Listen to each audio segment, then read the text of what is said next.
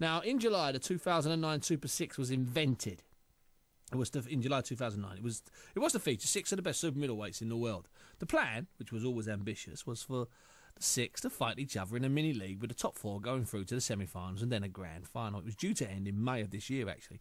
That was the plan. And a figure of $50 million was thrown around as the money available for the total of what would be 12 fights. Now, press conferences took place in New York, at the Brandenburg Gate in Berlin, and in the Tivoli Gardens in Copenhagen, a lovely spot that kicked the tournament off in many ways. It was on paper a sensational lineup. Carl Froch, unbeaten WBC champion; Mikkel Kessler, WBA champion; unbeaten Americans Andre Ward, who won gold at the 2004 Olympics; and Andre Durrell, who won bronze at the same games. Germany's unbeaten former middleweight Supremo Arthur Abrahams, and former undisputed world middleweight champion Jermaine Taylor, who twice whooped Bernard Hopkins in world title fights.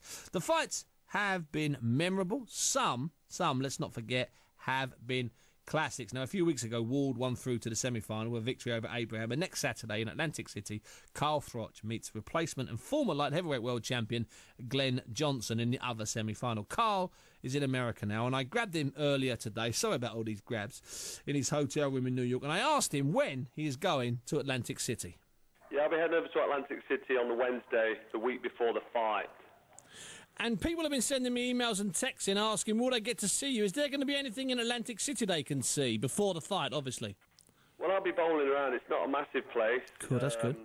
I'm staying in one of the hotels near the venue, so I'll be around on the Wednesday afternoon, but Thursday, Friday at the weigh-in, and then Saturday, the day of the fight, I'll be around, but there's nothing public going off, so I'll be around. Because these fans, you've got this loyal group of fans. Everyone talks about Ricky's fans because there was so many of them, but you've got a massive following of these loyal fans, and this is their fourth trip in about 6 or 7 fights with you, isn't it? It is, yeah. There's a good group of them. You know, they're on the website livefight.com, and they also go on my website. So they follow me closely. They're all on all the forums, but they've been to Finland, been to Denmark, now they're coming out here, so it's brilliant, really. But no, they're really hardcore, like you say, loyal fans. It's brilliant. They really are. Now, this guy Johnson, I mean, on paper, you know, I know he's a warrior, he's a war horse.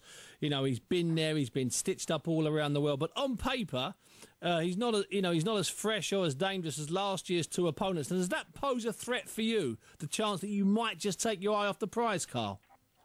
No, not at all. I'm being very cautious not to look at the Ward fight. I'm getting a lot of questions put my way about what about Andre Ward, what about his last performance, and I've tried to just brush them off and say, look, I've got an old warrior here looking at doing some damage and securing his future in terms of getting in the Super 6 final.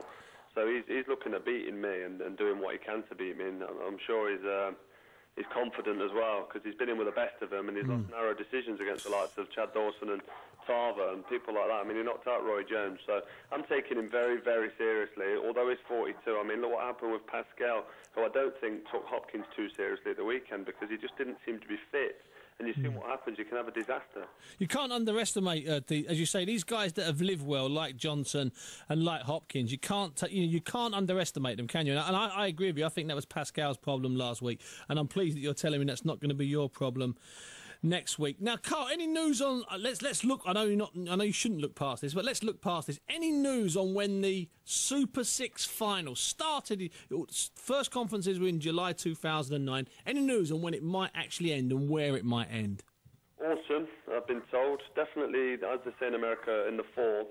So could that be October, could that be November, maybe either or, which is probably four months after this fight. So it'll probably be 4 or 5 months after. So more realistically, maybe November by the time they sorted the venue out. Okay. But it appears that the Madison Square Garden in New York isn't available. It's up for renovation around that period. But that's not a big shame for me. I mean, I'm not too fussed as long as it ends up somewhere like in Las Vegas and not Oakland. Which I don't think would happen or Detroit, anyway, Exactly, but I'm thinking Las Vegas, the Super 6 final, it's a massive occasion. It's going to be a great event, so Las Vegas seems to be the favourite, really. It's been a long old journey, Carl. As I say, I was looking back over some of my original notes, and those early conferences were in July 2009, with you all over the world meeting the fighters. It was meant to end in May of this year. I mean, do you ever sometimes, not necessarily regret, but think, oh, this is dragging on a little bit?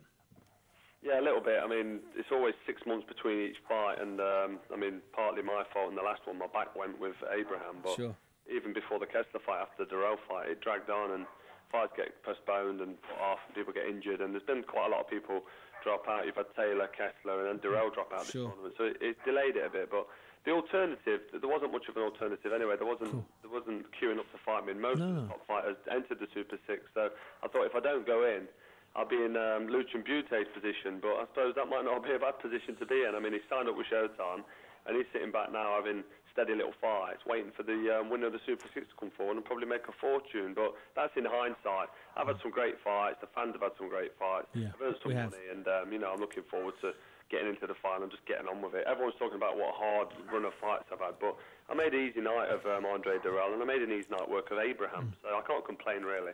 Oh, they were good fights. They were hard fights in the sense that the opponents were good, but they weren't hard and grueling like the Kessler fight. That was a hard fight, so I take your point. Yeah, took a lot of shots in that fight. What? Hey, listen, and so did he. Let's not mince our words. It was a great fight. Carl, what about you know, we're talking. Let's throw it forward. Let's throw it forward after Super 6.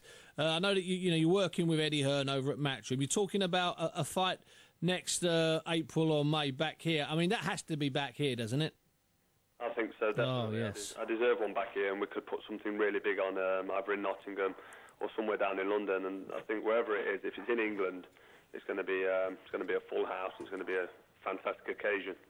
And finally, Carl, how's the book going? Because it's we gave it a nice big plug on here, and it's a very open and frank book, not dissimilar to yourself, mate. Is it moving okay? It is, yeah. The Cobra, it's on the shelves, and it's going very well. Random House are very, very happy with the way it's selling. Good. Everyone that's read it seems to be enjoying it and giving me some great feedback, so I'm happy with that. Well, listen, Carl, we'll see you next week, and the best of luck with next week's fight, my friend, and enjoy your next 10 days preparing to get in the ring for your latest Super 6 blockbuster. Thanks a lot, Steve. Always a pleasure. And they have been Super 6 blockbusters as well. Don't imagine for 1 second that they haven't. Adam in sunny Lancashire wants to know if there are any public workouts, if the weigh-in will be public. Adam, there won't be. There'll be a public weigh-in, but go and find him. Carl will shake your hand. He will spend time with you because that's the kind of guy he is.